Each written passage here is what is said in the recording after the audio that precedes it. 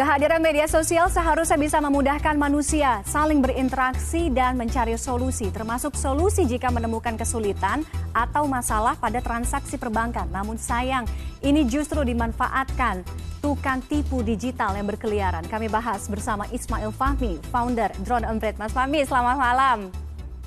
Selamat malam, Mbak. Oke, Mas Fahmi yang kayaknya cocok jadi polisi siber nih. Saya lihat-lihat. Mas Fahmi, soal pantauan banyak sekali tukang tipu digital, akun-akun bodong yang mengatasnamakan customer care bank. Sejak kapan Mas Fahmi Anda melihat, Drone Emprit melihat ini, kemudian berapa banyak sih pantauan yang kena penipuan ini korbannya? Sebetulnya kalau memonitor, memasukin kata kunci baru weekend kemarin, Mbak. Weekend kemarin. Hanya itu kan juga kalau saya lihat teman saya bahkan seorang dosen pun bisa tertipu, apalagi dengan orang-orang awam. Tapi informasi ini sudah lama saya baca dan saya amatin. Banyak orang ketika lapor ya, kemudian dihubungin oleh akun-akun bodong. Banyak juga yang kemudian tertipu.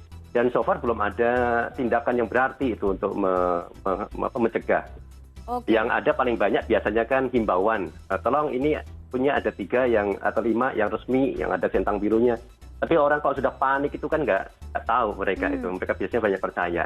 Oke, nggak ada tindakan berarti itu maksudnya dari pihak banknya? Saya lihat itu ada beberapa bank yang sudah melakukan misalnya lebih aktif ya. Ketika kayak BCA sudah lumayan saya lihat. Ada beberapa misalnya ada bot, kemudian ada orang kira-kira agak tertipu ketika mereplay bot, ingetin hati-hati itu bukan gitu. Cuma banyak sekali lebih sering itu kalah cepat. Jadi belum sampai di replay, bot-bot itu sudah datang duluan gitu. Oke, Mas Fahmi, aktivitas apa sih yang dilakukan tukang-tukang tipu digital akun-akun bodong ini sehingga kok bisa segitunya meyakinkan korban? Tadi Mas Fahmi bahkan cerita, teman Mas Fahmi, dosen aja juga bisa kena tipu tuh. Ya sebetulnya tekniknya teknik social engineering ya. Gitu. Tipu-tipunya itu sudah lama nih, modusnya sudah lama. Sebelum ada media sosial, sering zaman dulu juga kita ditipu kan. Ini teman saya, masa kamu lupa, misalnya gitu kan, tiba-tiba ditelepon ada gitu. Nah sekarang dengan media sosial jauh dimudahkan mereka. Kenapa? Ketika nasabah itu komplain, lapor di media sosial, otomatis orang seluruh dunia kan tahu.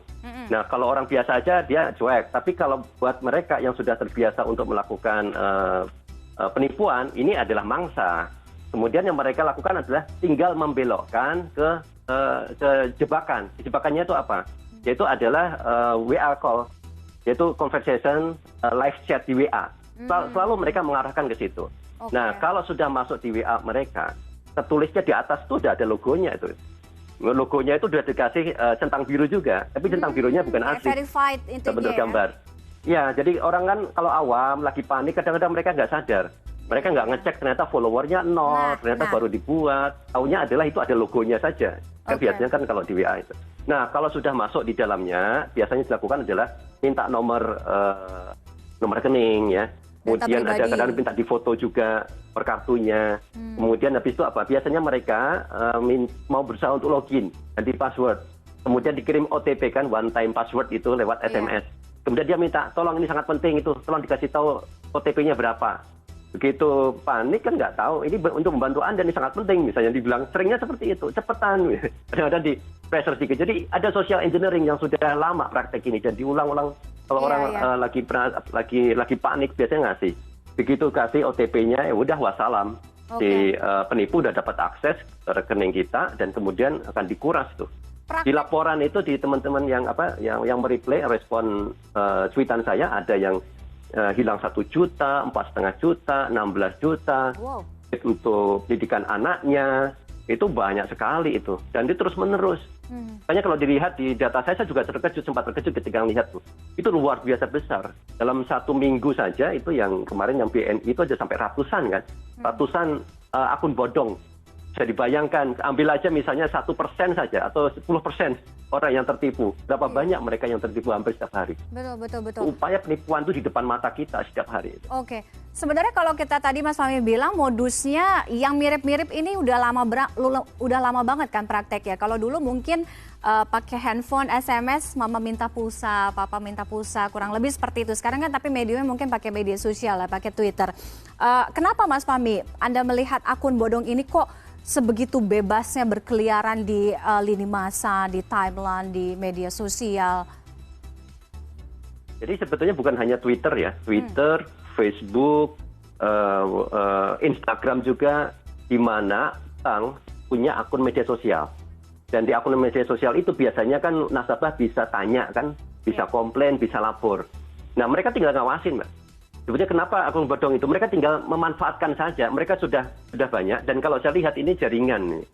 Ini jaringan. Ada beberapa nomor, mereka diarahkan ke nomor telepon tertentu ya. Nomor telepon, nomor WA, itu hanya +1 misalnya. Bukan Indonesia, bukan +62. Ini dari luar negeri kan. Minimal dia dapat akses untuk dapatkan nomor telepon dari luar negeri. Entah itu membeli atau mungkin dari temannya atau jaringannya gitu.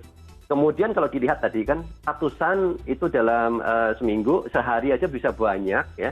Artinya kan kalau kita lihat dia upayanya untuk menipu satu orang dalam konversasi, dalam percakapan itu kan lama tuh. Betul. Salam kenal, mohon maaf dan seterusnya, kan harus sabar, sedikit sabar tuh. Artinya kita kan banyak orang Mbak, tak mungkin hanya satu orang, tak mungkin, ini banyak orang. Dan dia sudah siap untuk satu orang calon korban itu ada satu orang yang siap untuk menipu itu nantinya. Oke. Media sosial itu sangat memudahkan. Itu banyak laporan juga terjadi ketika ada nasabah misalnya lapor aja gitu di Facebook, Instagram, langsung diserbu. Karena itu jadi kayak tempat untuk mengetahui siapa orang punya masalah. Oke, Mas Fahmi ini akhirnya berkaitan dengan bagaimana pemahaman masyarakat sekarang sudah berani, sudah bisa main di media sosial, tapi juga harus punya literasi yang atau pemahaman yang baik soal media sosial. Apa kemungkinan kejahatan-kejahatan yang beredar di sana? Ini ngomongin soal bagaimana kredibilitas sebuah akun. Ini yang masih banyak sekali miss di masyarakat kita. Entah karena memang saking paniknya tadi Mas Fahmi bilang, tapi kan sebenarnya kalau kita lihat ketika ada satu akun, oke lah gitu ya, centang biru gitu, artinya verified account atau akunnya sudah terverifikasi.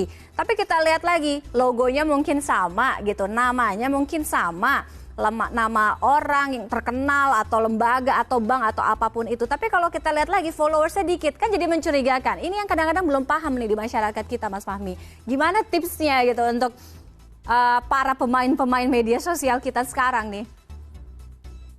Tip nomor 1 ini menurut saya, jangan lapor di media sosial ketika ada masalah. Jangan lapor di Twitter, Min punya masalah nih dengan bank, jangan lakukan. Okay. Atau mungkin di Instagram atau di Twitter. Kenapa? Semua orang seluruh dunia itu jadi tahu. Orang siapapun yang punya akses di media sosial itu udah tahu langsung. Dan mereka itu menggunakan program komputer Mbak, otomatis saja. Jadi begitu ada nyebut misalnya halo BCA atau BNI apa atau Mandiri apa gitu, langsung mereka dikirimin pesan, langsung diarahkan ke percakapan di WA chat tadi. Mereka tinggal nunggu di WA chat aja. Begitu twing langsung aja. Jadi enak sekali. Jadi jangan pernah sekali-kali kalau bisa lapornya di media sosial. Kalau mau lapor lewat DM saja. DM itu sifatnya private, nggak bisa diketahui oleh orang lain. Jadi orang nggak tahu kalau kita punya masalah gitu. Ya. Kemudian yang kedua gini, cukup banyak sebetulnya kalau misalnya orang lagi panik, itu yang harus dia lakukan. Pertama, cek apakah ada centang biru itu enggak. Satu.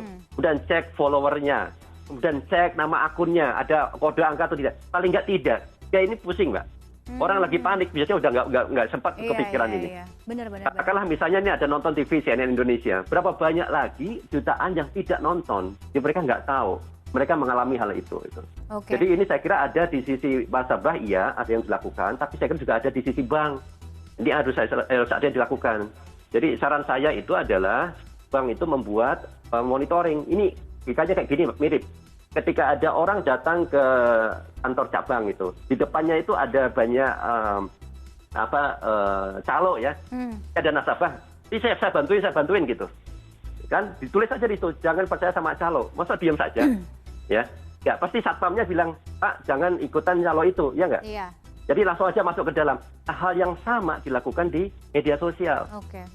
di Instagram, di Facebook, ketika ada orang lapor, kemudian mendapatkan ada postingan dari penipu, langsung itu ada bot dari bank mereplay penipu tadi, ngasih tahu ke nasabah saat itu juga, kurang dari 1 menit kalau bisa, bahwa ini bukan akun resmi. Cepet ya. Jadi jangan sampai kemudian nasabahnya tertipu itu. Oke. Mudah-mudahan tips dari Mas Fahmi ini yang nggak nonton tapi bisa nonton disebarin gitu ya, jadi nggak banyak yang kena tipu lagi. Mas Fahmi, terima kasih sudah bergabung dengan CNN Indonesia Connected malam hari ini. Terima kasih untuk sharingnya Mas Fahmi. Selamat malam. Sama Mbak Tiffany, selamat malam.